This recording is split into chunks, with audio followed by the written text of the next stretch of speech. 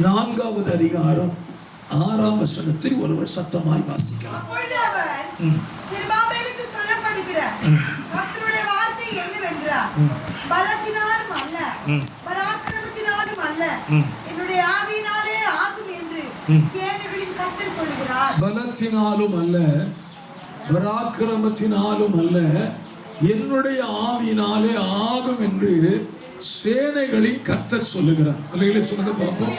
இந்த ஊழியத்திற்கும் அருமையான பாஸ்டருடைய குடும்பத்துக்கும் சபைக்கு நான் சொல்லுகிறேன், உங்க வாழ்க்கையில நடக்கிறது எல்லாம் ஆவியினால நடக்கும். அல்லேலூயா.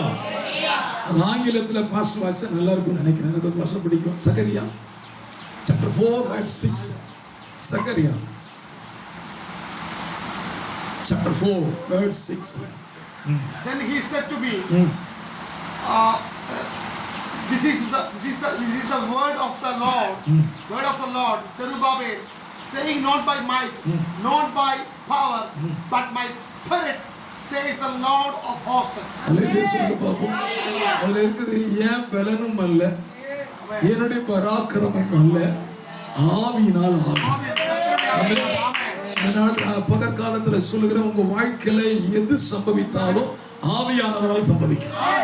அல்லேலூயா சொல்லுங்க பாப்போம். என்னால இது நடந்துச்சுன்னு யாருமே சொல்ல முடியாது, கர்த்தர் தான் செய்வார். அப்படின்னா என்ன அர்த்தம் அப்படின்னு கேட்டீங்கன்னா, என்னாலதான் இது நடக்குது நீங்க சொல்லிக்கிட்டு இருக்கிற வரைக்கும் எதுவும் நடக்காது. என்னால நடக்கு பாஸ்டர், என்னாலதான் குடும்பத்தை நடத்துறேன், என்னாலதான் பிள்ளைய படிக்க வைக்கிறேன், கர்த்தர் சொன்ன இது நீ சொல்லிக்கிட்டே இரு, என் கரம் வெளிப்படாது. என்னைக்கு இதெல்லாம் ஸ்டாப் பண்ணிட்டு எல்லாமே உங்களால தான் நடக்குன்னு சொல்லி நடக்கும். சொல்லுங்க பாப்போம். நல்லவர் ஆகினாலே இந்த நாளில் இந்த ஊழியத்தை, இந்த வசனத்தை கொண்டு நான் மனதார வாழ்த்துகிறேன். இந்த ஊழியமும் தம்முடைய மகனுடைய குடும்பமும் ஆவியினாலே நடத்தப்படட்டும். சொல்லுங்க பாப்போம். இங்கே என்னுடைய சத்தத்தை கேட்கிற உங்களையும் உங்கள் குடும்பத்தையும் ஆவியானவரை நடத்துவாராக. அல்லேலூயா. கர்த்தர் நல்லவர். சரி, இந்த வார்த்தையை கர்த்தர் யாருக்காக சொல்லுகிறார் அப்படின்னு நீங்க பார்த்தீங்கன்னா, செருபாபேல் அப்படிங்கிற ஒரு வார்த்தையை பயன்படுத்துகிறார். ஸ்தோத்திரம். நான் இன்னைக்கு இந்த வசனத்தை அதிகாலையிலே ஆண்டவர் தந்த பொழுது தியானிக்க ஆரம்பிச்சேன். ஸ்தோத்திரம். செருபாபேல்னா யாரு, இவனை குறித்து பைபிள் என்ன சொல்லுது, ஏன் இவன் ஆண்டவர் இப்படி பேச காரணம் என்ன அப்படின்னு படித்த பொழுது, இதற்கு முந்தின பகுதியில் ஆகாய் தீர்க்க தரிசனத்துல இந்த செருபாபேலை குறித்தான சில காரியங்கள் இருக்கிறது. ஆகாய் தீர்க்க தரிசன புஸ்தகம் 1ஆம் அதிகாரம் அதனுடைய 1ஆம் வசனத்தை வாசிக்கலாம். ராஜாவாகிய தரியு அரசாண்ட 2ஆம் வருஷம் 6ஆம் மாதம் 1ஆம் தேதியிலே கர்த்தருடைய வார்த்தை ஆகாயின் தீர்க்கதரிசியின் மூலமாய் செயல்தியேலின் குமாரனாகிய செருபாபேல் என்னும் யூதாவின் தலைவனுக்கு யோசதாக்கின் குமாரனாகிய கர்த்தருடைய வார்த்தை கவனிங்க. இந்த வார்த்தை யாருக்கு சொல்றார் அப்படின்னா, ஒரு தலைவன் சொல்றார். செருபாபேல தலைவன் என்று குறிப்பிடுகிறார். 12ஆம் வசனத்தை பாருங்க. 12வது வசனம். ஆகாய் அப்பொழுது செயல்தியேலின் குமாரனாகிய செருபாபேலும் யோசதாக்கின் குமாரனாகிய யோசுவா என்னும் பிரதான ஆசாரியனும் ஜனத்தில் மீதியான அனைவரும் தங்கள் தேவனாகிய கர்த்தருடைய சத்தத்தை கேட்கிற ஒரு தலைவன். 14ஆம் வசனம். ஆகாய் 2:1. செயல்தியேலின் குமாரனாகிய செருபாபேல் என்னும் யூதாவின் தலைவனுடைய ஆவியையும். யூதாவின் தலைவனுடைய ஆவி. ஃபர்ஸ்ட் பாருங்க, அப்ப தலைவன் ஆரம்பிக்கிறாரு. இங்க யூதாவுக்கு அவன் தலைவன் அப்படின்னா என்ன அர்த்தம்? துதிக்கிறவனுக்கு தலைவனாய் இருக்கிறவன். அல்லேலூயா சொல்லுங்க பாப்போம். 2ஆம் அதிகாரம் 2ஆம் வசனத்தை பாருங்க. ஆகாய் 2:2. நீ செயல்தியேலின் குமாரனாகிய செருபாபேல் என்னும் யூதாவின் தலைவனோடும் யோசதாக்கின் குமாரனாகிய யோசுவா என்னும் பிரதான ஆசாரியனோடும். திரும்பவும் சொல்றார் தலைவன். 4ஆம் வசனம்.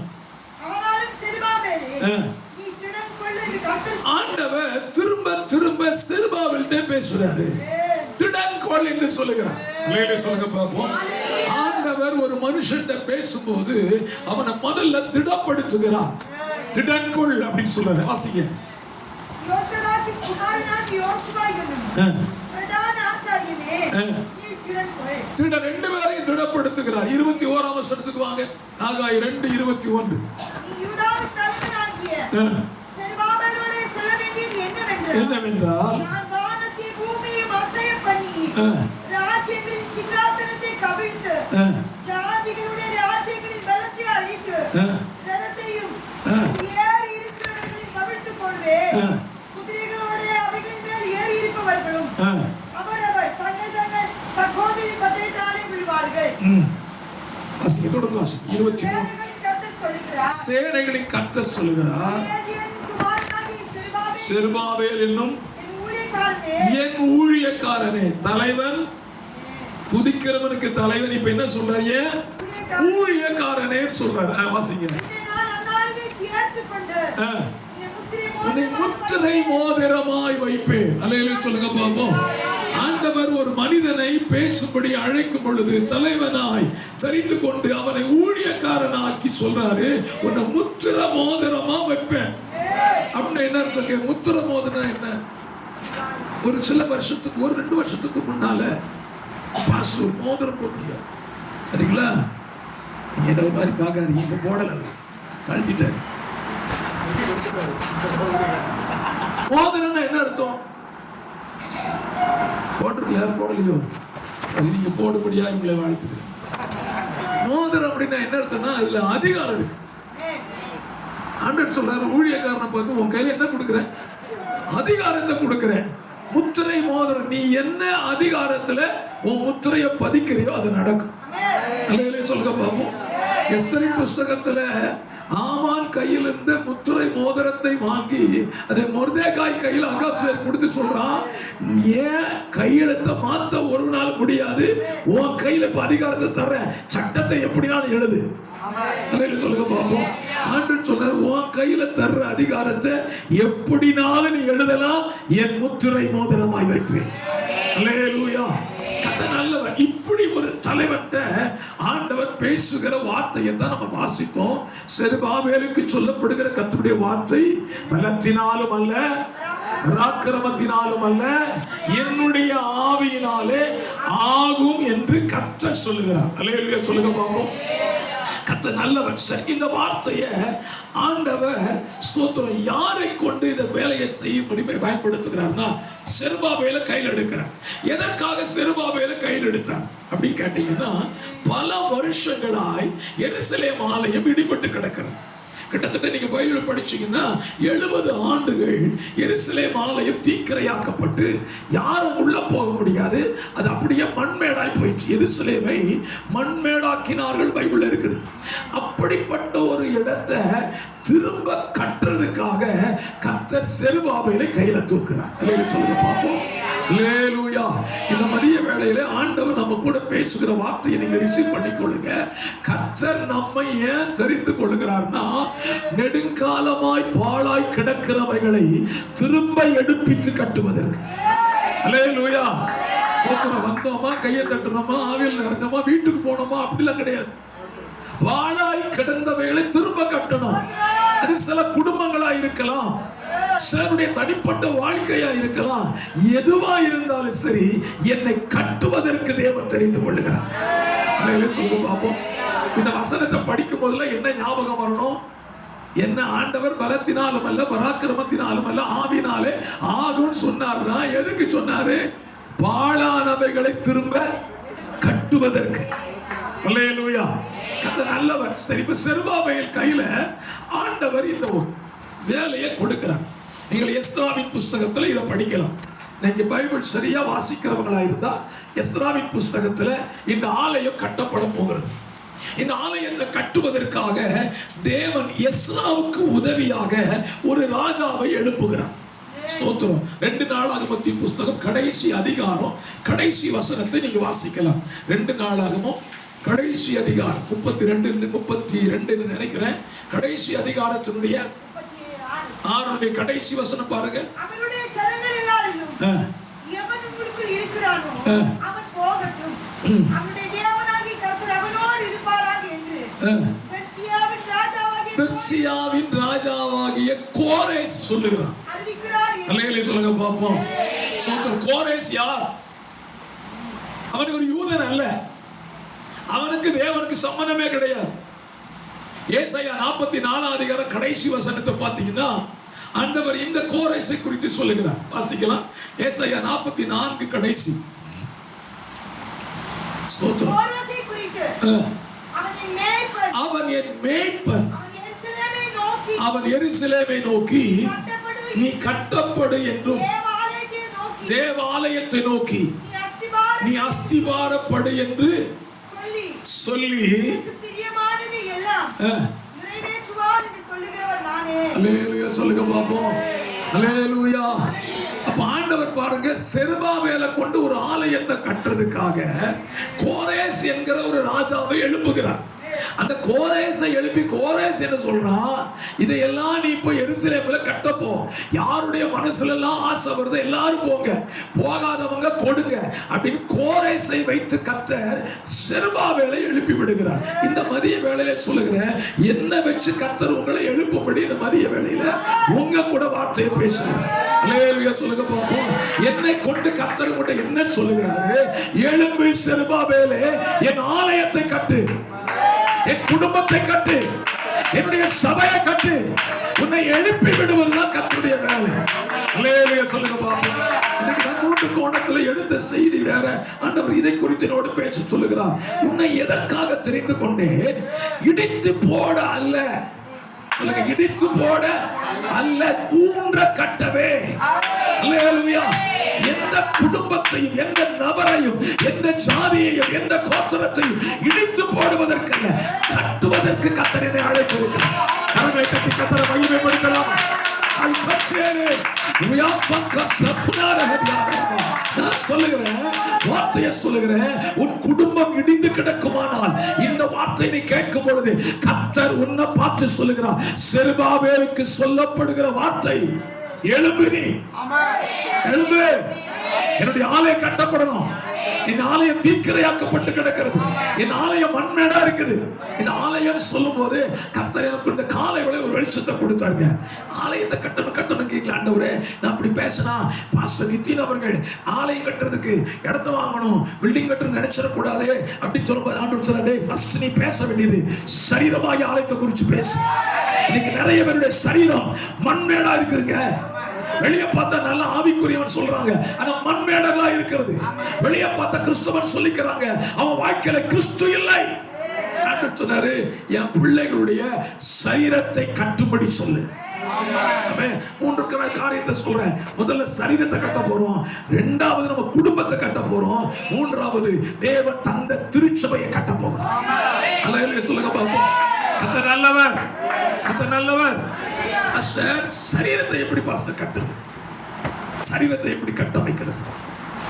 தேவன் மனுஷனை படைச்சார். இதுதானே நீங்க எல்லாரும் பைபிள் படிச்சதுனால கொஞ்சம் பேசிட்டே இருக்கிறேன். ஆதியாகமம் 1ஆம் அதிகாரத்துல மனுஷனை எதுல படைச்சாருங்க? மண்ணுல படைச்சார். பக்கத்துல பார்த்து சொல்லுங்க, நீ யாரு சொல்லுங்க, கொஞ்சம் சத்தமா சொல்லுங்க. மண்ணு.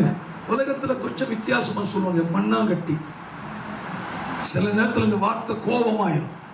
சரிதானே? நம்ம எல்லாம் யார் தான்?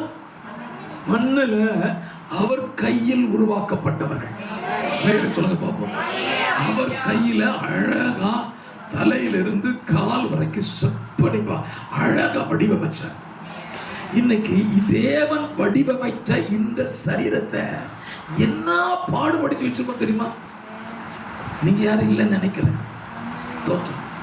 அதுல நாங்க கொஞ்சம் விதிவிலக்கு, சகோதரர்களாகிய நாங்கள் கொஞ்சம் தப்பிச்சு நிற்கிறோம். இப்ப அவனும் மோசமாயிட்டான். நேற்றுக்கு ஒரு மனிதனை பார்த்தேன், உடல் மொத்தமும் பச்சை குத்தி வச்சிருக்கான். மொத்தம் முகத்திலிருந்து அவன் கையில எங்க பார்த்தாலும் பச்சை குத்து தான். ஆண்டவர் சொன்னாரு, என் ஜனத்தை பார்த்து சொல்லு, நான் உருவாக்கின சரீரம். ஒருவேளை நீங்க யாராவது அப்படி குத்திருந்தீங்கன்னா இன்னைக்கு உங்க சரீரம் செப்பரேடப்படும். சொல்லுங்க பாப்பா. சொன்ன நான் உருவாக்கின சரீரம், நான் உருவாக்கின சரீரத்தை உன் இஷ்டத்துக்கு ஆள்றதுக்கு நான் பெர்மிஷன் கொடுக்க மாட்டேன்.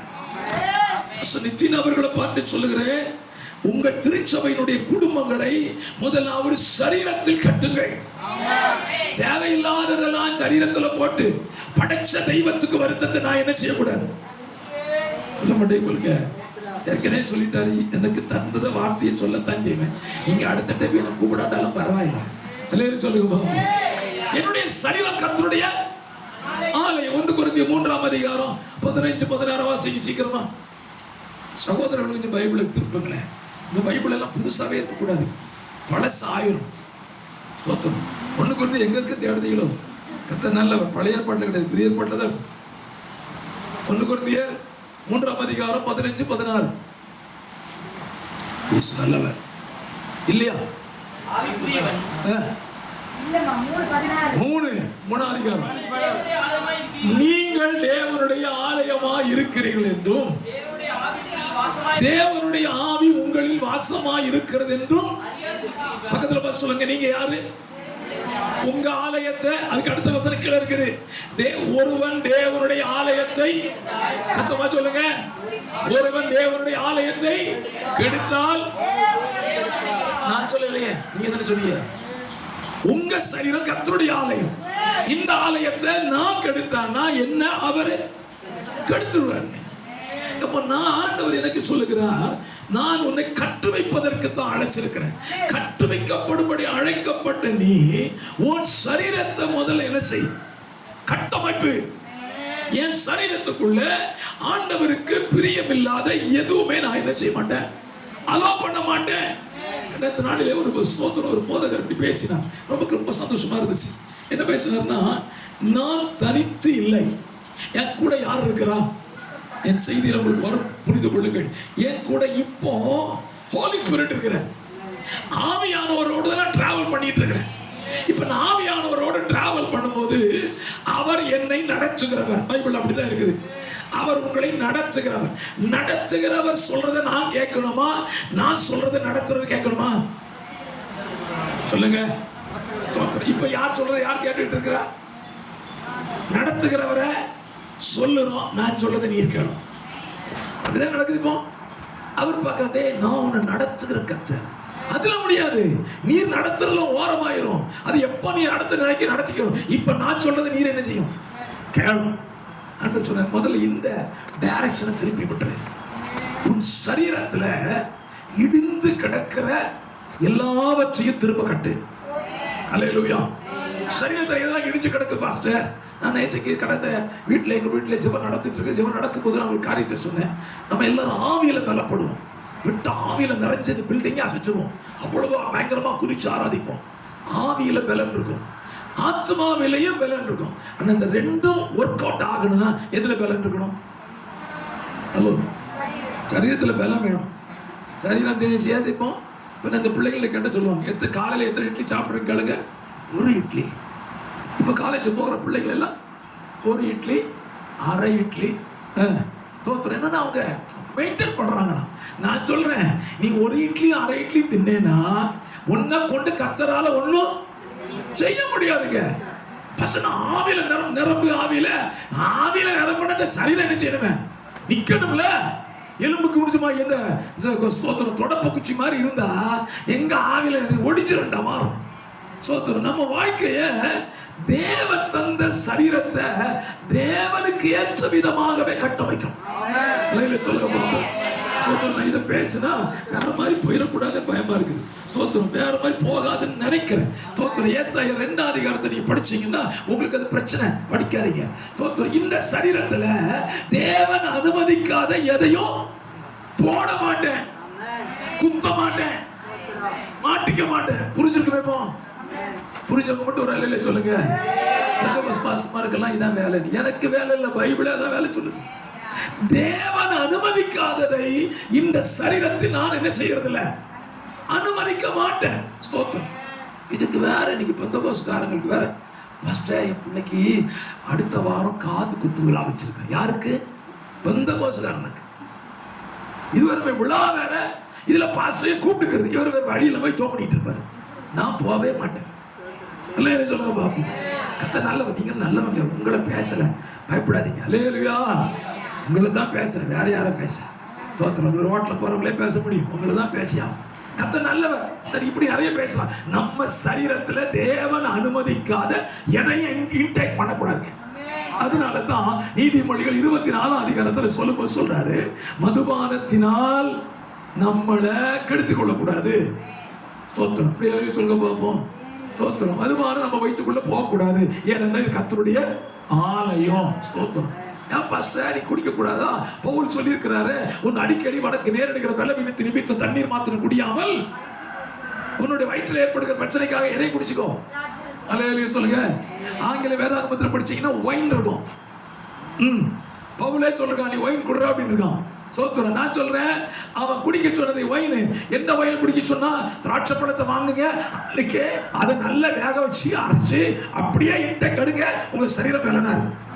அல்லேலூயா சொல்லுங்க பாப்போம். அதை நீங்க 2 நாள் புளிக்க வச்சு குடிச்சீங்கன்னா உன் சரீரம் கெட்டு போகும். உள்ள மதுபானம் போச்சுன்னா சுய உணர்வு வந்துரும். எங்க படுத்திருக்க, என்ன செய்யற ஒண்ணுமே தெரியாது. நான் சொல்லுதா, என் சரீரம் கர்த்தரால் கட்டுவிக்கப்பட கர்த்தர் விரும்புகிறார். அல்லேலூயா சொல்லுங்க பாப்போம். எனக்கு வேத புத்தகத்துல பிடித்த ஒரு மனிதன் ஆபிரகாம். ஆபிரகாம் எடுத்த ஒரு சின்ன சப்ஜெக்டை சொல்லிட்டு செய்திக்குள்ள வர விரும்புகிறேன். ஆபிரகாம கர்த்தர் அழைச்சு சொன்னார், உனக்கு ஒரு குமாரனை தருவேன்னு சொன்னார். சொன்னாரா? அவர் சொல்லும்போது கூட இருந்தது யாரு? சாரா தான் இருந்தா. ஆகா கிடையாது. பிள்ளை தருவேன்னு சொல்லும் போது கூட இருந்தது யார் தான்? சாராள் தான். கர்த்தர் வாக்குத்தத்தம் கொடுக்கும் போது யார் கூட வச்சு கொடுக்கிறாரோ அவங்க கூட அந்த வாக்குத்தத்தம் நிறைவேறும். எக்ஸ்ட்ரா ஃபிட்டிங்கே கிடையாது. அல்லேலூயா சொல்லுங்க பாப்போம். சோத்துறோம். அதுக்கு பிறகு ஆபிரகாம் ஆகார கல்யாணம் பண்ணா குழந்தையும் பிறந்துச்சு. குழந்தை பிறந்த பிரச்சனையில மனைவி அடுத்து சொல்றா, ஐயா நீ கட்டுற பிள்ளை என்ன ரொம்ப தொல்லை பண்றான், அவனை வெளியே தள்ளு. இப்போ ஆபிரகாம் பிரச்சனையில சிக்கிட்டான். சரிதானா? 21ஆம் அதிகாரத்துல ஆகாருக்கும் சாராளுக்கு இடையில பெரிய பிரச்சனை முத்துது. இப்ப கர்த்தர்ட்ட போய் ஆபிரகாம் நிக்கிற, ஆண்டவரே இஸ்மவேலையும் ஆகாரையும் துரத்தி விடுறதுக்கு யார் சொல்றா? சாரா சொல்றாப்பா. என்ன ஆண்டவரே செய்யட்டும். கர்த்தர் என்ன சொன்னா தெரியுமா? கர்த்தர் என்ன சொன்னா தெரியுமா? இப்பவும் சாரா சொல்றத கேளுங்க. ஹலோ, துரத்தி விட சொல்லும் போது சாரா சொல்றத கேளுன்னு சொன்னாரு.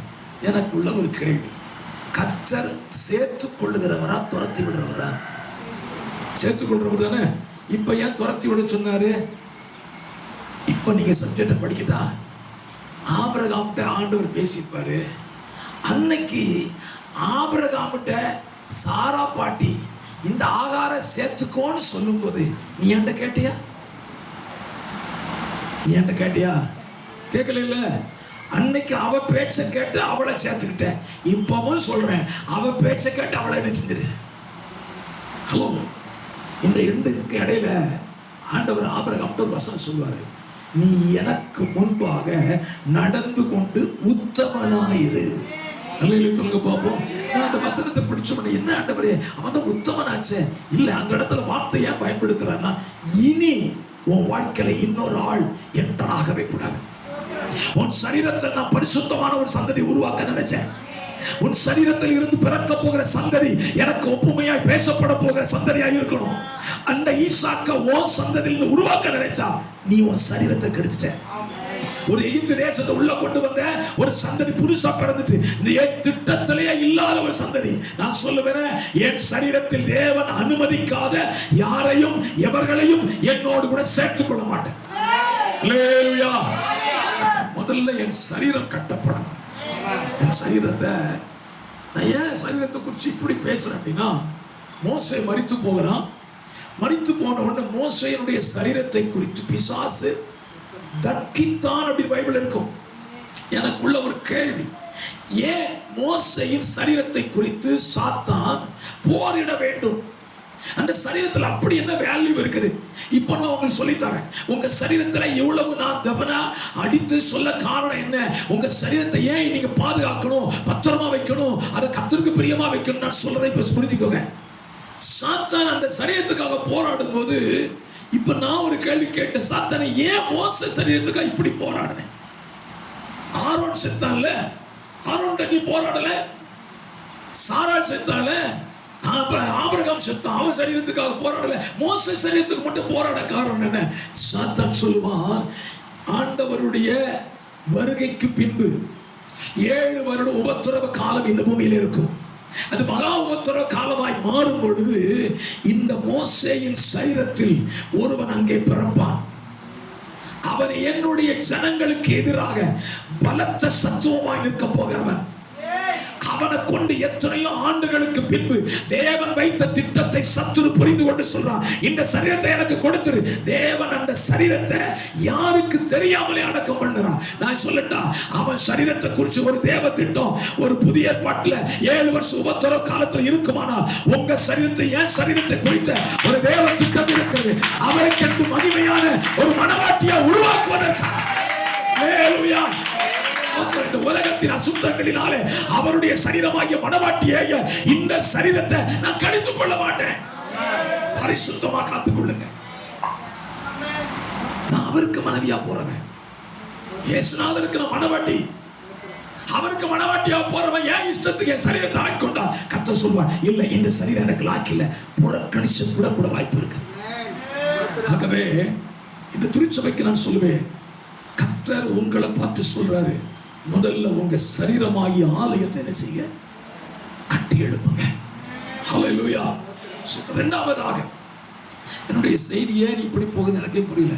எடுத்த செய்தி நோட்ல தான் இருக்கு. இரண்டாவது சொல்றேன், நம்முடைய குடும்பத்தை கட்டுவோம். சொல்லுங்க பாப்போம். நல்லவன், நம்முடைய குடும்பத்தை கட்டுறங்க. சோத்திரம். இன்னைக்கு சத்துரு எங்க கை வச்சிருக்கான் தெரியுமா? சோத்திரம் குடும்பத்துல கை வைக்கிறான். ஏராளமான நியூஸ்கள் நீங்க படிக்கலாம். குடும்பங்கள் எங்கே போய் நிற்கின்றது தெரியுமா? கோர்ட்ல நிற்கிறாங்க. பெந்தெகோஸ்தே குடும்பங்கள். கடந்த நாட்களில் என்னுடைய திருச்சபைக்கு ஒரு வக்கீல் வந்திருந்தார். அவர் சொன்ன வார்த்தை, அவர் வக்கீல வேலை கோர்ட்ல வேலை பார்க்குற பாளையங்கோட்டை அந்த கோர்ட்ல வேலை செய்கிறார். பாஸ்டர், வேதனையோடு சொல்றேன், அநேக கிறிஸ்தவர்கள் டிவோர்ஸ் வந்து நிற்கிறாங்க. ஏன்? சத்துருவுக்கு நல்ல தெரியுங்க, தேவன் குடும்பங்களை நேசிக்கிறவர், குடும்பங்களை பாதுகாக்கிறவர், குடும்பங்களை கட்டுவிக்கிறவர். இதனாலதான் இன்னைக்கு குடும்ப உறவிய சத்துரு என்ன செய்யலாம்? கேள்விக்குறியாக்கி கொண்டிருக்கிறார். ஸ்தோத்திரம். நீங்கள் இந்த நாட்களில் குடும்பத்தை குறித்து நீங்கள் ரொம்ப கவனமா இல்லை அப்படின்னா, நான் சொல்வேன், எதை வேணாலும் கட்டிடலாங்க, குடும்பத்தை கட்டுறது கஷ்டம். கண்டிப்பாக கஷ்டம். ஸோ இந்த ஆலயத்துக்கு குடும்பமாக வந்திருக்கிறவங்க மட்டும் கை தூக்குங்க. சோத்திரம். கணவன், மனைவி, பிள்ளைகள். Very good, very good. கர்த்தர் உங்களை ஆசீர்வதிப்பார். வராதவர்களுக்கு பார்த்து சொல்றேன், தோத்திரம், நீங்க வந்ததுக்கு நன்றி. கர்த்தர் உங்களை ஆசீர்வதிக்கட்டும். Bill your family. தோத்திரம். எப்படி கட்டணும் பாஸ்டர்? என் குடும்பத்தை எப்படி கட்டணும்? சோத்திரம். அதிகாலையில எழும்பின உடனே குடும்ப ஜெபம் பண்றவங்க கை தூக்குங்க. இயேசுவே உங்களை எல்லாரையும் மாத்திருங்கப்பா. அதிகாலையில ஃபர்ஸ்ட் உங்க தரிசனமே யார் மேலதான் இருக்கணும். நான் என்னுடைய அனுபவத்தை சொல்லித்தரேன். கண்ணை திறந்தா என் மனைவிட்டு கூட பேச மாட்டேன். என்னுடைய காலை கடன்களை முடிச்சுட்டா நேரம் என் அப்பாவை பார்ப்பேன். என்னுடைய மனைவி என்னுடைய மகளும் எங்கிட்ட பேச மாட்டாங்க. அவங்களும் டு ஸ்பீக் டு லார்ட், கர்த்தர்ட்ட பேச ஆரம்பிச்சுவாங்க. எங்களுடைய ஜெபம் முடிந்த பிற்புதான் அன்றைக்கான காலை கடன்களை திட்டமிடுவோம். நான் சொல்றேன், இந்த அதிகாலையில கர்த்தரை தேடி குடும்பத்தை கட்டுவிச்சிட்டீங்கன்னா உங்க குடும்பத்தை சத்துரு சொல்ல முடியாது. ஹல்லேலூயா சொல்லுங்க. ஏன்னா காலையிலேயே அவர் கிருபையை கொடுக்கிறவர். புலம்பலி புஸ்தகம் 3ஆம் அதிகாரத்தில் சொல்லப்பட்டிருக்கு, காலை தோறும் அவைகள் புதியவைகளாக இருக்கிறதா? எது புதியதாக இருக்கிறது? அவருடைய கிருபை புதியதாக இருக்கிறது. அப்ப இந்த காலையில என் குடும்பத்தை சேர்த்து ஆண்டவருடைய சமூகத்தை நோக்கி, ஆண்டவரே இன்றைக்கு என் குடும்பத்தை உங்க கையில தர்றேன் அப்படின்னு நீங்க ஒப்பு கொடுத்துட்டீங்கன்னு சொன்னாலே உங்க குடும்பத்தை கர்த்தர் பொறுப்பெடுத்துக் கொள்ளுங்க. ஹல்லேலூயா, ஹல்லேலூயா. நல்லவர். ஸ்தோத்திரம். இன்னைக்கு நிறைய இடங்கள்ல நிறைய ஊழியர்கள் பேசி கொண்டிருக்கிற வார்த்தை நான் கேட்கிறேன். அவங்க எல்லாம் சொல்ற ஒரு வார்த்தை தான், அதிகாலையில குடும்பமா ஜெபம் பண்ணுங்க, குடும்பமா கர்த்தரை தேடுங்க. ஏன் ஒரு முன் எப்போது இல்லாத அளவுக்கு இன்னைக்கு பேச காரணம் என்ன? சத்துரு குடும்பங்களை பாழாக்கி கொண்டிருக்கிறார். ஹல்லேலூயா. ஸ்தோத்திரம். குடும்ப ஜெபம், குடும்பமா ஆண்டவரை ஆராதிக்கிறது, குடும்பமா ஆலயத்துக்கு வருகிறது, ஸ்தோத்திரம், குடும்பமா வேதத்தை வாசிக்கிறது, இது எல்லாமே பிரயோஜனமான ஒன்று. அல்லேலூயா சொல்லுங்க பார்ப்போம். இங்க ஒன்றும் பயப்படாதீங்க. இங்க ஒரு ஸ்மெல் வராது. இது வெளியே எங்கேயே நடக்குது. அல்லேலூயா சொல்லுங்க பார்ப்போம். பயப்படாதீங்க. ஸ்தோத்திரம். கர்த்தர் நல்லவர். அல்லேலூயா, அல்லேலூயா. ஸ்தோத்திரம். கர்த்தர் நல்லவர். ஸ்தோத்திரம். குடும்ப பாதுகாப்பை தேவன் நமக்கு என்ன செய்வாராக? இந்த நாட்களிலே தருவாராக. வேத புத்தகத்திலிருந்து ஒரே ஒரு மனுஷனுடைய குடும்பத்தை ஞாபகத்துக்கு வருகிறதுனால சொல்ல விரும்புகிறேன். ஒரு கர்த்தருடைய மனுஷன் அவன் ஒரு தீர்க்கதரிசி. ஆனால் தன் குடும்பத்தை கட்டுவிக்க மறந்துட்டான். இன்றைக்கு என் வார்த்தையை கேட்கிற நீங்கள், ஒருவேளை நீங்கள் ஊழியம் செய்யலாம், கர்த்தருடைய பிள்ளைகளா இருக்கலாம், உங்க குடும்பத்தை கட்ட மறந்துட்டீங்கன்னா பெரிய பெரிய தோல்வியை சந்திக்கிறேன். 1 சாமுவேல் புஸ்தகத்துல 3ஆம் அதிகாரத்துல 2ஆம் அதிகாரத்துல சாமுவேல் என்னும் பிள்ளையாண்டான் பிறந்து தேவாலயத்தில் கொண்டு போய் விடப்படுகிறான். நமக்கு தெரிந்தது சொல்றேன். 2ஆம் அதிகாரத்துல தேவாலயத்துக்கு வந்தான். 3ஆம் அதிகாரத்துல தேவ சத்தம் கேட்டான். சாமுவேல் புஸ்தகத்தை இப்படி சொன்ன நீங்க புரிஞ்சுக்குவீங்க. 1ஆம் அதிகாரத்துல பிறக்கிறான், 2ஆம் அதிகாரத்துல ஆலயத்துக்கு வர்றான், 3ஆம் அதிகாரத்துல தேவ சத்தம் கேட்டான். 4ஆம் அதிகாரத்துல சாமுவேல் என்னும் தீர்க்கதரிசி தேசம் முழுதும் அறியப்பட்டான். சொல்லுங்க பார்ப்போம். ஆண்டவர் தீர்க்கதரிசியாய் அவனை உருவாக்குகிறார், நியாயாதிபதியாய் ஆகிறார். அவனுடைய காலம் தொடருகிறது. 7ஆம் அதிகாரம் 8ஆம் அதிகாரத்தில் சாமுவேலுக்கு திருமணம் ஆகிறது, பிள்ளைகள் பிறக்கிறது. இதுவரைக்கும் நல்லது. சாமுவேல் தீர்க்கதரிசி. இங்க ஒரு சாமுவேல் இருக்கார், அவர் தீர்க்கதரிசி கிடையாது. அழகான கட்டமைப்பு குடும்பம். கத்த நல்ல பிள்ளைகளை கொடுத்தார். சாமுவேல் இஸ்ரவேலுக்கெல்லாம் தீர்க்கதரிசியாய் அறியப்பட்டான். பட் பிள்ளைகள் வாழ்க்கையில தோல்வி அடைச்சிட்டான். இன்னைக்கு நிறைய பேருடைய குடும்பம் பிள்ளைகள் விஷயத்துல தோத்துருந்தாங்க. இந்த இடத்துல இந்த வார்த்தை நீங்க கேட்டுக்கிட்டு இருக்கிறவங்க, உங்க பிள்ளைகள் விஷயத்துல நீங்க தோற்றிருந்தீங்கன்னா இன்றைக்கு சொல்லுங்க, என் குடும்பத்தை முதலாவது நான் கட்டுவேன். நான் ஊரெல்லாம் போய் இயேசு கிறிஸ்து ஜீவிக்கிறார், ரட்சிக்கிறார் சொல்றதை விட என் குடும்பத்துல அந்த பில்டிங் வேலையை செய்ய ஆரம்பிப்பேன். அல்லேலூயா சொல்லுங்கப்பா. எப்படி பாஸ்டர் சாமுவேலை குறித்து இப்படி சொல்றீங்க அப்படின்னா, அந்த 1 சாமுவேல் புஸ்தகம் 8ஆம் அதிகாரத்தில் நான் நினைக்கிறேன், என்னுடைய அறிவு சரிவா இருக்குமானால் 8ஆம் அதிகாரத்தில் சாமுவேல் தன் பிள்ளைகளை இஸ்ரவேலிலே நியாயாதிபதிகளாய் வைத்தான். இருக்கா? 8ஆம் அதிகாரம் 2ஆம் வசனம், நியாயாதிபதிகளாய் வைத்தான். ஒரு கேள்வி அந்த வசனத்தில் கேட்கிறேன், கர்த்தர் சாமுவேலை நியாயாதிபதியாய் ஏற்படுத்தினாரா, சாமுவேலை நியாயாதிபதியாய் மாறினானா? கர்த்தர் சாமுவேலை நியாயாதிபதியாய் ஏற்படுத்தினாரா, சாமுவேலை நியாயாதிபதியா ஆயிட்டானா? ஏற்படுத்தினார். சரிதானே? சாமுவேலை கர்த்தர் தானே நியாயாதிபதி ஏற்படுத்தினாரு. இப்போ சாமுவேல பிள்ளைகளை யார் நியாயாதிபதியை ஏற்படுத்தி இருக்கணும்? கர்த்தர் தான் ஏற்படுத்தி இருக்கணும். சரிதானே? இவனை ஏற்படுத்துறது கர்த்தர்.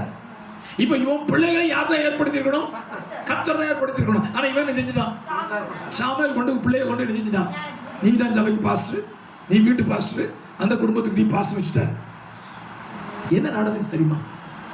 நாம் நம்முடைய பிள்ளைகளை கட்டுவிக்கலைன்னா என்ன நடக்கும் சொல்றேன். அந்த அதிகாரத்தினுடைய 4ஆம் வசனத்துக்கு வாங்க. எல்லாரும் கூட்டம் கூடி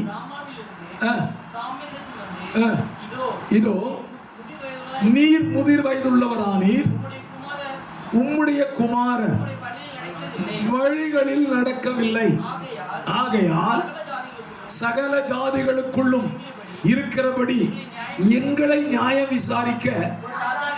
நல்லா புரிஞ்சுக்கிட்டீங்களா? பாஸ்டர் நான் சொல்லுவேன், பிரதர்ட்டு சொல்லுவேன், நம்ம பிள்ளைகளை நடத்தலைன்னா நம்ம ஜனம் நம்ம இடத்துல ஒரு கேள்வி கேட்கும், எல்லாரும் போல எனக்கு ஒரு ராஜா வேணும். நிறைய நேரத்தில் பிரசங்கிமா சொல்ற கேள்வி கேட்டிருக்கிறேன். ஜனங்கள் ராஜா கேட்டது தப்பு. சாமுவேலுக்கு ரொம்ப வருத்தமா இருந்துச்சான். சாமுவேலை பார்த்து நான் கேட்கிறேன், நீ வருத்தப்படுறதுக்கு முன்னால நீ செஞ்ச தப்பு உணரு. நீ மாத்திரம் உன் பிள்ளைகளை நியாயாதிபதிகளா வைக்காம இருந்திருந்தா, நீ ஜனத்தை ஆண்டு இருந்தா, நீ நியாயாதிபதியா இருந்திருந்தா, உன்னுடைய காலம் முடியும் போது கர்த்தர் ஒருத்தர் எழுப்பியிருப்பார்ல, ஒரு சவுல் வந்திருப்பார்ல, ஒரு தாவீது வந்திருப்பார்ல. நீயாவே ஏற்படுத்தி கொண்ட விளைவு உன் ஜனம் தப்பு பண்ணிச்சு. நான் சொல்லுவேன், நான் என்னுடைய ஊழியத்துல என்னை கர்த்தர் எத்தனை ஆண்டுகள் ஊழியம் செய்ய வைக்கிறார் வைக்கட்டும், நானாகவே என் ஊழியத்தில் ஒருவரை உருவாக்க மாட்டேன். அது என்னுடைய வேலை இல்லை. கர்த்தர் பார்த்துக்கொள்வார், கர்த்தர் பார்த்துக்கொள்வார். இன்னைக்கு நிறைய ஊழியங்கள் உடைஞ்சு போனது காரணம் என்ன தெரியுமா? கர்த்தர் சொல்லாமலே அவர்களாகவே அவர்களுக்கென்று தலைவர்களை ஜெனரேஷனை உருவாக்கி வச்சதனுடைய விளைவுதான் சபைகள் உடைந்து போயிடுச்சு. எத்தனை சபை உடைஞ்சு போனது காரணம் கர்த்தர் இல்லைங்க, ஊழியர்கள் செய்த தவறு. நான் இப்பவுமே சொல்லுவேன், உங்க பிள்ளைகளை என் கிறிஸ்துவுக்குள்ள நடத்தாம எத்தனை ஊழியம் செஞ்சாலும் சரி, அது சக்சஸ் கிடையாது. என் குடும்பம் கட்டப்படும். கர்த்தர் எனக்கு கற்றுக் கொடுத்ததுங்க. ஒரு காலத்துல நான் ஆண்டவர்கிட்ட தேடிலாம் கிட்டத்தட்ட ஒரு 35 ஆண்டுகளுக்கு மேல கர்த்தருடைய ஊழியத்தை செய்கிறேன். ஒரு காலகட்டத்தில் நான் கன்னியாகுமரியில் ஊழியம் செய்யும்போது, கருங்கல் பகுதியில் ஊழியம் செய்யும் போது விசுவாச குடும்பம்னா உயிரை விடுவேன். அவங்களுக்காக ஃபாஸ்டிங் போடுறது என்ன, ஜாப் பண்றது போய் போய் விழுந்தே கிடப்பேன். என்ன நடந்து தெரியுமா? அவர்களுக்காக நானும் மனைவி ஓடினோம். என் குடும்பத்திலே சத்துரு கை வச்சிட்டான். பிள்ளைய சிக்காக்க போன சின்ன வயசுலேயே அவளை சிக்காக்கிட்டான். நல்ல பிள்ளை, சின்ன வயசுலேயே வசனம் பேச ஆரம்பிச்சுவேன். எட்டாவது மாதத்திலே கர்த்தர் நல்லவன் சொல்ல ஆரம்பிச்சான். அந்த அளவுக்கு கர்த்தர் அவளை வளர்த்தான். எங்களுக்கு புரியல, ஏன் எங்க வாழ்க்கையில் இவ்வளவு பிரச்சனை, உமக்கு தான் ஊழியம் செய்யறோம். ஒரு நாள் கர்த்தர் கேட்டார், ஸ்தோத்திரம், இவங்களுக்கு எல்லாம் நீ செஞ்சிய, உன் குடும்பத்தை நீ பார்த்தியா, உன் குடும்பத்தை நீ கட்டி எழுப்பினியா? அன்றைக்கு தான் நான் உண்மை புரிஞ்சு, ஆண்டவரே என் குடும்பத்தை நான் கட்டணும். இந்த மதிய வேளையில உங்களை பார்த்து தான் சொல்றேன், உங்க குடும்பத்தை கட்டுகிற காலங்களில் கர்த்தர்களை பார்க்கிறார். நீ அப்படி கட்ட தீர்மானிச்சேன்னா உன் மேல கத்த சொல்ல, உன் பலத்தை கொண்டல்ல, உன்னுடைய ஞானத்தை கொண்டல்ல, என் ஆவியை நான் ஊற்றுவேன். என் ஆவி உன் மேல ஊற்றப்படும் பொழுது உன் குடும்பம் கட்டப்படும். சொல்லுங்க பார்ப்போம். சரி பாஸ்டர், குடும்பம் கட்டினேன் சார். நான் சொல்ல, தனிப்பட்ட வாழ்க்கை கட்டப்பட்டு குடும்பம் கட்டப்பட்டுன்னா சுலபமா சொல்றேன், சபை கட்டப்படும். பிரதர் குடும்பமா இருக்கா வச்சுக்கோங்களேன். இந்த குடும்பம் கிறிஸ்துவுக்குள்ள கட்டப்பட்டுட்டு இவர் உள்ள வர்றாரு, சிஸ்டர் இருக்கிறாங்க, அவங்க குடும்பமும் உள்ள வராங்க, அவங்க கிறிஸ்துக்குள்ள கட்டப்பட்டாங்க. இந்த ரெண்டு குடும்பம் சேர்ந்தா சபை பில்ட் ஆகும். உள்ள வர்றவன் எல்லாம் குடும்பமா வர்றான், கிறிஸ்துவுக்குள்ள வர்றான்னா இந்த திருச்சபையை மேற்கொள்ள ஒருவராக முடியாது. ஏன் இன்னைக்கு சபைக்குள்ள பிரச்சனை, போராட்டம் வருது தெரியுமா? குடும்பமா கட்டப்படல, குடும்பமா கத்தர தேவனை தேடல, ஆராதிக்கல. அதனாலதான் பாதி பேர் உள்ள வரும்போது பிரச்சனையோட உள்ள வரலாம். இங்க வர்றவன் ஆவியில நிறைஞ்சு ஆராதிக்கும் போது அவன் பார்த்து வேடிக்கை பார்த்துட்டு இருக்கிறான். எனக்கு அவருக்கு பலன் இல்லை. ஆண்டவர் என்னிடத்துல தெளிவா சொன்ன ஒரு வார்த்தை, ஸ்தோத்திரம், ஆவியானவரை சார்ந்து கொள்ளுகிற குடும்பங்களை கர்த்தர் எதிர்பார்க்கிறார். சொல்லுங்க பாப்போம். அதை தான் நம்மளோடு கூட நான் பேச விரும்புகிறேன். ஸ்தோத்திரம், தனிப்பட்ட வாழ்க்கையில ஆவியானவர், குடும்ப வாழ்க்கையில ஆவியானவர், ஊழிய பாதையில ஆவியானவர். 3 காரியங்களை உங்களுக்கு சொல்ல விரும்புகிறேன். ஆவியானவர் எதற்காக? நேற்றைய தினத்தில் நான் கர்த்தரை ஆராதித்துக் கொண்டிருந்த பொழுது கர்த்தர்கிட்ட பேசினேன். எதற்காக இன்னைக்கு ஆவியானவரை நிறைய பேர் தேடுறீங்க? ஆவியானவர்னா என்ன அர்த்தம் அப்படின்னு கேட்டீங்கன்னா, கரங்களை தட்டி அந்நிய பாஷையில பேசினா இஸ் ஸ்பிரிட். ஆமெனா? ஆமெனா? கரங்களை தட்டி ஆவியில நிறைஞ்சு அந்நிய பாஷை பேசிட்டா என்ன இருக்குது? பாஸ்டர் எங்கே கை வைக்கிறார் கொடுங்க. நீங்க முதல்ல வேகமா ஆவின்னு சொன்னீங்க, இப்ப பத்தியில ஆவியனை காணும். இது இல்ல ஆவியானவர். Is part of one. ஆவியானவருடைய ஒரு பகுதி தான் அதுங்க. ஆவியானவர்னா யாரு? அது சபை இன்னைக்கு புரியல, புரிஞ்சு கொள்ளல. ஆவியானவர் என்பது திரித்துவத்தில் ஒரு நபர். அவர் இஸ் எ பர்சன். அவர் தனிப்பட்ட நபர். நான் ஒரு நபர், என் கூட ஒருத்தர் இருக்கிறார் நபர். அவர் ஆவி கிடையாது, அவர் ஒரு நபர். அப்ப அவர் என் கூட இருக்கிறார் அப்படின்னா அதுக்கு என்ன அர்த்தம் அப்படின்னு கேட்டீங்கன்னா, தனிப்பட்ட வாழ்க்கையில ஆவியானவர் கூட இருந்தா என்ன நடக்கும் அதை நான் உங்களுக்கு வேதத்திலிருந்து காண்பித்து கொடுக்கிறேன். அப்போஸ்தலர் 13ஆம் அதிகாரம் 9ஆம் வசனத்தை பாருங்க. ஆவியானவர் உள்ள இருக்கிறார் அப்படின்னா என்ன எவிடன்ஸ்? அப்பொழுது பவுல் என்று சொல்லப்பட்ட சவுல் பரிசுத்த ஆவியினால் நிறைந்தவனாய் அவனை உற்று பார்த்து, நல்ல கவனிங்க, நீங்க ஆவியில நிறைந்து இருந்தா நீங்க இன்னொருவனுக்குள்ள இருக்கிறத கண்டுபிடிச்சிடலாம். That is spirit. கைகளை தட்டி அந்நிய பாஷை பேசுங்க, நல்லது, நான் இல்லைன்னு சொல்லல. உங்களை விட நானும் அந்நிய பாஷையில பேசி ஆராதிக்க விரும்புகிறேன். பட் பிரதரை பார்க்கும்போது பிரதருக்குள்ள என்ன ஸ்பிரிட் இருக்குங்கிறத எனக்குள்ள இருக்கிற ஆவியானவர் சொல்லி கொடுக்கணும். அதுதான் ஆவியின் நிறைவு. இது கிடையாது இங்க கையை தட்டி ஓ ஓ ஓ ஓ அலேலியா முடிஞ்சு போயிருது. முதல்ல எனக்குள்ளே என்ன ஆவி இருக்குன்னு தெரியல. நான் நேசிக்கிற ஒரு சகோதரி, எனக்கு தெரியுது அவங்களுக்குள்ள வேற ஆவி இருக்கு. அவங்க சொல்றாங்க, இல்ல பாஸ்டர் எனக்குள்ள ஆவியானவர் இருக்கிறார், எனக்கு தெரியல. பவுல் ஆவியில் நிறைந்தவனாய் அவனை உற்று பார்க்கிறான். உற்று பார்த்தா ஆளு மோசமான ஆளு. வெளியே பார்த்தா அதிகாரி கூட இருக்கிறான், அதிபதி கூட இருக்கிறான். அதிபதி கூட இருந்தா பெரிய ஆளா நீ? பவுல் சொல்றானே, உன்னை பார்த்தா எப்படி தெரியுதுன்னா, எல்லா கபடும் நிறைந்தவனே, பிசாசின் மகனே. நிறைய லிஸ்ட் இருக்குதுங்க. ஆவியில நிறைஞ்சிட்டா ஸ்பிரிட்டை கண்டுபிடிச்சிடலாம். உனக்குள்ள என்ன ஆவி செய்யுது? உனக்குள்ள என்ன ஆவி அசைவாடுகிறது? வெளியே பார்த்தா கைகளை தட்டுற ஆவியில் நிறைய, ஆனா உள்ள வேற ஆவி. ஆண்டவர் சொன்னாரு, என் ஆவியினால முதல்ல நான் என்ன செய்கிறேன் அப்படின்னு கேட்டா, மற்றவர்களுக்குள் இருக்கிற ஸ்பிரிட்டை கண்டுபிடிக்கிறதுக்கு முன்னால எனக்குள்ள என்ன ஸ்பிரிட் இருக்கு, அது ஒரு கிஃப்ட். இப்ப ஆவியான சொல்றாரு, உனக்குள்ளேயே என்ன ஆவி இருக்கு உனக்கே தெரியலையே. ஒரு சின்ன உதாரணம் சொல்லட்டா, நான் சிஸ்டர் பேசுறது தப்பு கிடையாது, உங்களால பேச முடியாது. சிஸ்டர் நல்ல ஆவியில் நிறையினார். கூட்டம் முடிஞ்சது. கூட்டம் முடிஞ்சனே சாப்பாடு கொடுக்குறாங்கன்னு வச்சுக்கோங்களேன். சாப்பாடு கொடுக்கும் போது ஒரு சின்ன பிரச்சனை. என்ன சிஸ்டர், க்ளோரி சிஸ்டர், என்ன சிஸ்டருக்கு அறிவில்லை, இது கூட பொறுத்துக்கொள்ள முடியாதா அப்படின்னு சொல்லிட்டாங்கன்னா இவங்க இவ்வளவு நேரம் ஆவியில் நிறைஞ்சது. நீங்களே சொல்றீங்க இல்ல முடியல. இதுதாங்க உள்ள கடப்பு ஒழுங்கா இருந்தா என்ன குழப்பம் நடந்தாலும் சரி ஆவியானவர் கூட இருப்பார். சொல்லுங்க பார்ப்போம், சொல்லுங்க பார்ப்போம். நமக்குள்ள இருக்கிற ஸ்பிரிட்டை முதல்ல நம்ம கண்டுபிடிப்போம். அதை கண்டுபிடிச்சிட்டா மற்றவங்களுக்குள்ள இருக்கிற ஸ்பிரிட்டை என்ன செஞ்சிடலாம், கண்டுபிடிச்சலாம். இதுலயும் சத்துருடைய விளையாட்டு சொல்லித்தரேன்.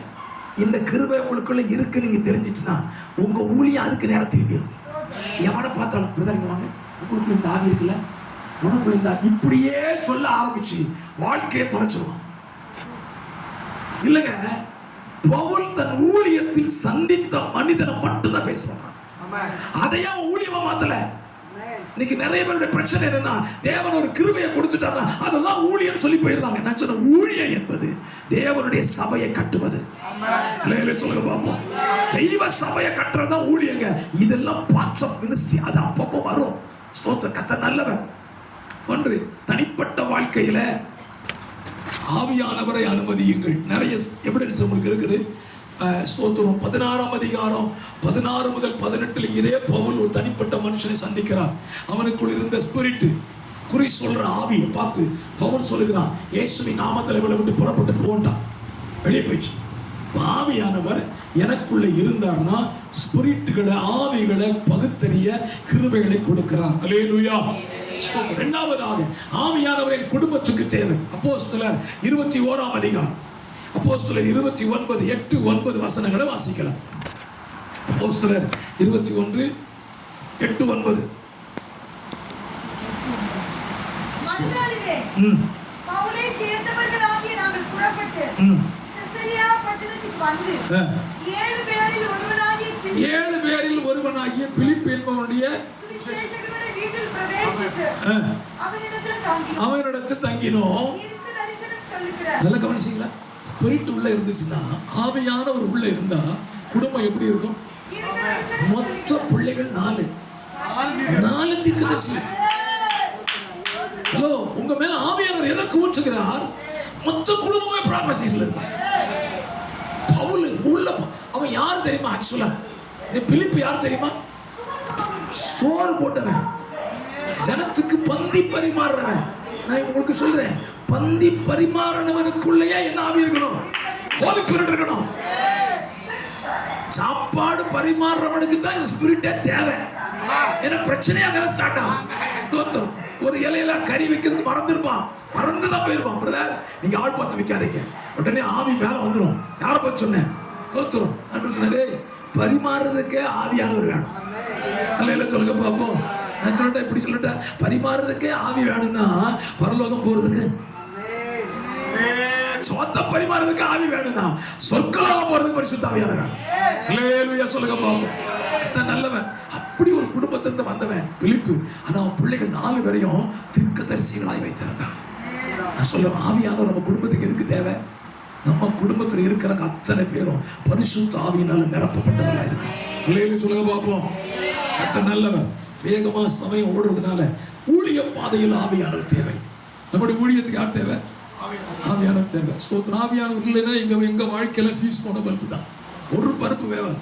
பரிசுத்த ஆவியானவர் இருந்தே எங்களை படாத பாடு நீங்க படுத்துறீங்க. அவன் தானே வாசிக்கலாமா? அப்போஸ்தலர் 9ஆம் அதிகாரம் 26ஆம் வசனம். அப்போஸ்தலர் 9:26. கொஞ்சம் வேகமா.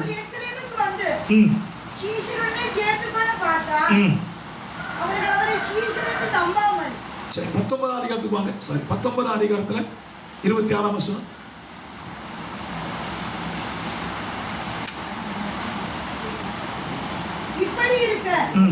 கைகளினால் செய்யப்பட்ட தேவர்கள் தேவர்கள் அல்லவென்று இந்த பவுல் என்பவன் சொல்லி எபேசுவிலே மாத்திரமல்ல கொஞ்சம் குறை ஆசியா எங்கும் அநேக ஜனங்களுக்கு போதித்து அவர்களை வசப்படுத்திக் கொண்டான் என்று நீங்கள் கண்டும் கேட்டும் இருக்கிறீர்கள். அப்போஸ்தலர் 10ஆம் அதிகாரம் 19ஆம் வசனத்தை பாருங்க. ஊழிய பாதையில ஆவியானவர் அப்போஸ்தலர் 10:19 Fearlessly revealing the vision in his mind and meditating on the Holy Spirit said to him, behold, 3 men are looking for you. ஆவியானவர் ஊழிய பாதையில இருந்தா தெளிவா சொல்லி கொடுப்பார். 3 பேரு உன் வீட்டு வாசல் பள்ள நிக்கிறான். அவங்க கிட்ட எந்த கேள்வி கேட்காம புறப்பட்டு போன ஆவியானவர் சொல்றாரு. யார்கிட்ட சொன்னாரு? பேதுரு அப்போஸ்தலன் சொல்றாரு. பேதுரு அப்போஸ்தலனுக்கு இந்த தரிசனத்தை என்ன கொடுக்குறாரு? ஒரு கூடை வருது, 3 தடவை அவன்கிட்ட வந்துட்டு எடுக்கப்படுது. அந்த கூடையில இருந்து எல்லாமே அசுத்தமான பறவைகள். அவன் சொல்றான், இதை சாப்பிட்டதே கிடையாது ஆண்டவரே, அருவருப்பாரு வேண்டாம் அப்படின்னா. ஆண்டவர் சொன்னார், இது அருவருப்பான்னு சொன்னே இல்ல, இறங்கி போ, 3 பேர் அருவருப்பு நிக்கங்க. அவனுடைய கண்களில் பட்டதான காட்சி அருவருப்பான மிருகத்தை சாப்பிட சொல்றாரு. முடியாதுன்னு சொல்றான். கீழே போய் சொல்லி கிளம்புவான்னு சொல்ற ஆவியானவர் சொல்றாரு. 3 பேர் எப்படிப்பட்ட ஆளு? நீ வெறுக்கிற ஆட்கள். ஒரு சந்தேகம் இல்லாமல் நீ புறப்படு. ஏன் சொல்றாரு? 3 கூடைய 3 நேரத்துல உனக்கு காமிச்சிட்டு 3 பேரையும் சாப்பிட சொன்னதுக்கான காரணம் தெரியுமா? உன்னை பத்தி எனக்கு நல்லா தெரியும். நீ யூத ஆவி பிடிச்சவன். யூதனை தவிர வேற யார் வீட்டுக்கும் போக மாட்டேன். ஒரு வீட்டுக்கு ஏற மாட்டேன். நம்ம போன யார் வீட்டுக்கு போவோம்? நம்ம வீட்டுக்கு தான் போவோம். பாஸ்டர் நித்தியம் எங்க போவாரு? அவர் விசுவாசி வீட்டு தான் போவாரு. ஆண்டவர் சொன்னாரு, உன் வீட்டிலேயே சுத்திட்டு வர்றதுக்கு ஆவி ஊத்தல. உன்னை போல இன்னும் இயேசுவை அறியாத நிறைய பேர் இருக்காங்க. சொல்லுங்க பார்ப்போம். உங்களை நான் இன்னைக்கு ஆசீர்வதிக்கிறேன். இன்னைக்கு சர்ச்சை முடிச்சு போய் உங்க சபைக்கு வராதவங்களை அடுத்த சபைக்கு போகாதவங்களை பிடிங்க. இன்னைக்கு கிறிஸ்தவனுக்குள்ள பெரிய வியாதி என்ன தெரியுமா? இவன் சபைக்கு போறவனா அவன் பிடிக்கிறது, அவன் சபைக்கு போறவன் இவன் பிடிக்கிறது. இதே தொழிலாகி போச்சு.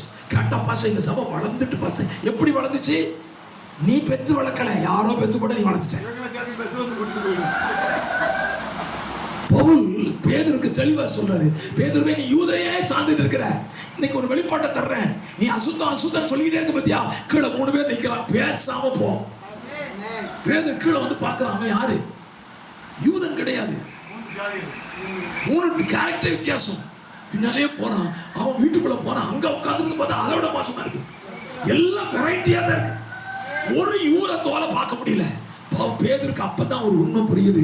ஆவியானவர் என் ஊழிய பாதையில் என்னை மாற்றுகிறார். சொல்லுங்க பாப்போம். என்ன மாற்றுகிறாருங்க? என் ஊழிய பாதையில என் தரிசனம் அப்படி இருக்க கூடாது. கர்த்தர் எந்த ஜனத்தையும் எந்த ஜாதியையும் மேன்மைப்படுத்த அவரால் ஆகும். சொல்லுங்க பாப்போம். இன்னைக்கு சுவிசேஷம் எப்படி நமக்கு வந்துச்சு? நம்மளாம் புறஜாதிகள், நமக்குலாம் சுவிசேஷமே கிடையாது. நமக்கு எப்படி வந்துச்சு? கர்த்தர் பேதுருக்கு கொடுத்த தரிசனம் வெளியே போச்சு. அந்த தரிசனத்தில் பிறந்தவன் பவுல் வெளியே வந்தான். சுவிசேஷம் புறஜாதிகளுக்கு போச்சு. புறஜாதிகளுக்கு சுவிசேஷம் போனதுனால இன்றைக்கு நாம் இயேசுவை ஏற்றுக்கொண்டிருக்கிறோம்.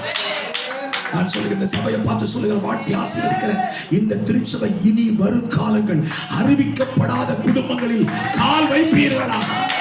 அறிவிக்கப்படாத குடும்பங்களை கர்த்தருக்குள் நடத்துவீர்களாக. அதுதான் உங்களுடைய விஷனாக, அதுதான் உங்களுடைய அழைப்பா மாறட்டும். அதுதான் உங்களுடைய ஆவியின் அபிஷேகமா மாறட்டும். ஆண்டவருடைய நாளில் உங்க கூட பேசுகிற வார்த்தையை நீங்க ரிசீவ் பண்ணிக்கொள்ளுங்க. கர்த்தருடைய ஆவியானவர் இன்றைக்கு உங்களை பலப்படுத்த விரும்புகிறார். என்ன செய்ய விரும்புகிறார்? பலத்தினால் அல்ல, பராக்கிரமத்தினால் அல்ல, என்னுடைய ஆவியினாலே ஆகும். உன்னுடைய குடும்பத்தை கட்டுவது கர்த்தருடைய ஆவியானவர். உன் தனிப்பட்ட வாழ்க்கையை கட்டுவது ஆவியானவர். உன் சபையை கட்டுவது ஆவியானவர். ஊழியத்தை கட்டுவது ஆவியானவர். என்னால, என் திறமையால, என்னுடைய முயற்சியால, என் ஜெபத்தால, என்னுடைய எல்லா காரியத்தால அல்ல, ஆவியானவரே ஆகும் அப்படின்னு சொல்றவங்க இந்த மதிய வேளையில் ஆண்டவர் சமூகத்துல ஒரு விஷயம் கூட ஒப்பு கொடுத்து ஜெபம் பண்ண போறீங்க. ஆவியானவர் நம்ம வாழ்க்கையில எதற்காக கொடுக்கப்பட்டார் புரிஞ்சுக்கிட்டீங்கன்னா அதற்காக செயல்பட ஆரம்பிச்சுவீங்க. ஆவியானவர் ஏன் எனக்கு கொடுக்கப்பட்டார்? என்னோடு இருக்க, என்னை நடத்த, எனக்கு ஆலோசனை சொல்ல, என்னை ஆவியில நிரப்ப, என்னை சுவிசேஷம் அறிவிக்க வைக்க, என்னை ஜெபிக்க வைக்க, என்னை பரிசுத்தமாக மாற்ற, இறுதியாக என்னை தேவ ராஜ்யத்துக்கு கொண்டு போய் சேர்க்க, என்னை அவருடைய மனவாட்டியை சேர்ப்பதற்கு தான் ஆவியானவர் கொடுக்கப்பட்டிருக்கிறார். இந்த மதிய வேளையில உன் மேல கர்த்தருடைய ஆவியானவர் ஊற்றப்பட்ட நோக்கத்தை புரிந்து கொள்வையானால், சிறுபாபேலே சிறுபாபேலே, உன் கைகளின் ஆலயத்தை கட்ட துவங்குமானால் இந்த கைகளை ஆலயத்தை கட்டி பிடிக்கும். ஒருவருடைய ஊழியத்தை இன்னொருவர் செய்ய முடியாதுங்க. கர்த்தர் தந்த ஊழியத்தை, கர்த்தர் தந்த அபிஷேகத்தோடு, கர்த்தர் தந்த வார்த்தையோடு நீங்கள் நான் செய்ய முற்பட்டால் ஆவியானவர் சொல்லுவார், பலத்தினால் அல்ல, என் ஆவியினால் ஆகும். இந்த திருச்சபை ஊழியர் அவருடைய குடும்பம் பரிசுத்த ஆவியினாலே நடத்தப்படுவதாக. இந்த சபைக்கு வருகிறவர்கள் ஆவியில் நடத்தப்படுவார்களாக, ஆவிக்குள் நடத்தப்படுவார்களாக, வெளிச்சத்தில் நடத்தப்படுவார்களாக, சத்தியத்தில் நடத்தப்படுவார்களாக, பரிசுத்தத்தில் நடத்தப்படுவார்களாக. தேவ வருகைக்கு நேராய் நடத்தப்படும். கர்த்தருடைய வருகை வரும் பொழுது இன்றைக்கு என் சத்தத்தை கேட்கிற நீங்கள் ஒருவர் கூட கைவிடப்பட்டு போகக்கூடாது. உங்கள் அத்தனை பேரை அவர் மறுரூபப்படுத்தி மீட்கப்படும் நாளுக்கென்று கொடுக்கப்பட்ட பரிசுத்த ஆவியானவர் உங்களை மறுரூபப்படுத்தி மத்திய ஆகாயத்திலே கிறிஸ்துவை சந்திக்க, கிறிஸ்துவை முகமுகமாய் சந்திக்க உங்களை ஆயத்தப்படுத்துவாரா, உங்களை ஆயத்தப்படுத்துவாரா. எனக்குள் தேவன் தந்த அபிஷேகம் என்னை கட்டு வைப்பதற்காக, என் குடும்பத்தை கட்டு வைப்பதற்காக, தேவன் தந்த ஊழியத்தை கட்டு வைப்பதற்காக. இதை நான் செய்யும் போது கர்த்தர் எனக்கு சொல்லுகிற வார்த்தை, என் சபையை நான் கட்டுவேன், பாதாளத்தின் வாசல்கள் சபையை மேற்கொள்ளாது. நான் கட்டினால் கர்த்தரின் கட்டுதலை அப்படியே ஏற்றுக்கொள்வார்கள். சிறுபாவில் கைகள் ஆலயத்தை கட்ட துவங்கிறது. அதற்கு எதிராக எத்தனையோ மனிதர்கள் எழுப்பினார்கள். வேதம் தெளிவாய் சொல்லுகிறது, அவன் கைகள் கட்ட துவங்கினது பொழுது போல கட்டி முடிக்கவும் கர்த்தர் உதவி செய்தார். உங்களை கர்த்தர் அப்படியே கட்டி முடிக்க கர்த்தர் உதவி செய்வாராக. உங்கள் குடும்பங்களை கர்த்தர் பிளஸ் பண்ணி ஆசீர்வாதத்தில் நிரப்புவார்களாக. உங்கள் தனிப்பட்ட வாழ்க்கையை கர்த்தர் கட்டி எழுப்புவார்களாக. உங்கள் குடும்பத்தை கர்த்தர் கட்டி எழுப்புவார்களாக. உங்கள் திருச்சபை ஊழியம் கட்டி எழுப்பப்படுவதாக. என் வார்த்தையை கேட்கிற உங்கள் ஒவ்வொருவரை பார்த்து சொல்லுகிறேன், பலத்தினாலும் அல்ல, பராக்கிரமத்தினாலும் அல்ல, ஆவியானவர் இறங்கி வருவார். ஆவியானவர் இறங்கி வரும்பொழுது கட்டப்படுதல் நடக்கும், கட்டி எழுப்பப்படுவீர்கள்.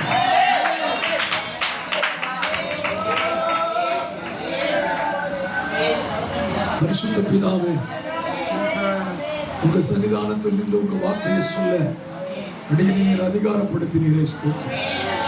மதிய வேளையிலே நீ சொன்ன வார்த்தைகளை சொல்லியிருக்கிறார். இது உங்களுடைய வார்த்தை, நான் உங்களுடைய கரத்தில் ஒரு கருவி மாத்திரம். பேசுனது நீங்க தான்ப்பா.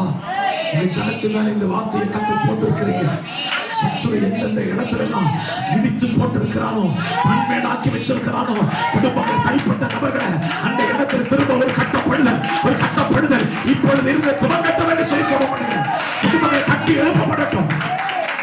மண்மேடாய் போனவைகள் திரும்ப எழுப்பப்படட்டும் என்று சொல்லி உடைய தாசனை குடும்பத்தையும் மனதார வாழ்த்தி ஆசீர்வதிக்கிற ஆண்டவரே, இந்த ஊழியம் உம்முடைய சித்தப்படியே தொடர்ந்து நடத்தப்படட்டும்.